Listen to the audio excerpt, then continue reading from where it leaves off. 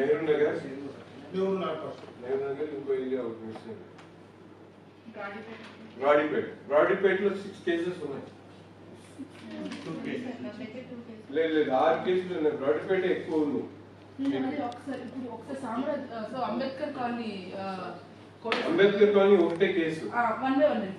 Ambedkar colony నాకు last నగరంలో ముఖ్యంగా గుంటూరు తూర్పు నియోజకవర్గంలో ఉన్నటువంటి ప్రధానమైనటువంటి సమస్యలు ఏవైతే వాటిన్నింటినీ కూడా కమిషనర్ గారి దృష్టికి తీసుకుని రావడం జరిగింది.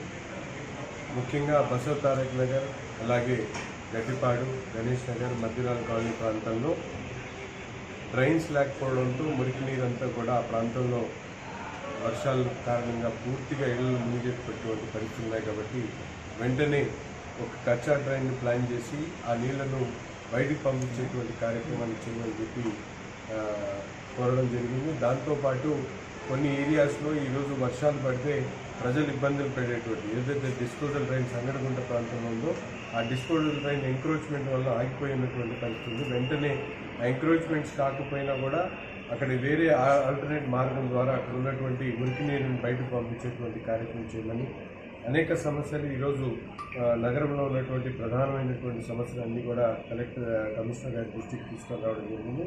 వాటి మీద అధికారులతో మాట్లాడి ముఖ్యంగా ఎక్కడైతే మురికి నీరు కానీ అటువంటివి ఉన్నాయో వాటిలన్నీ కూడా తొలగించి ఈ వర్షాకాలంలో షిల్ట్ తీసేటువంటి కార్యక్రమాన్ని కూడా వెంటనే ప్రతి ఒక్క చోట కూడా చేపట్టాలని చెప్పి కోరడం జరిగింది. వాటన్నిటి మీద కూడా కమిషనర్ గారు అధికారులను ఆదేశించడం జరిగింది. మేమందరం కూడా రాబోయేటువంటి 4-5 రోజుల్లో పూర్తిగా గుంటూరు ఈస్ట్లో ఉన్నటువంటి ప్రతి ఒక్క సమస్య మీద కూడా అవగాహన చేసుకోవడం, అలాగే బ్రహ్మానంద రెడ్డి స్టేడియంలో మినిమం అవసరాలు ఏదైతే ఉన్నాయో వాటిని కూడా మేడం గారి దృష్టిలో పెట్టడం జరిగింది. దీని అందరి మీద అధికారులు అప్రమత్తం చేస్తూ స్టెప్ బై స్టెప్ అనుకుంటారు.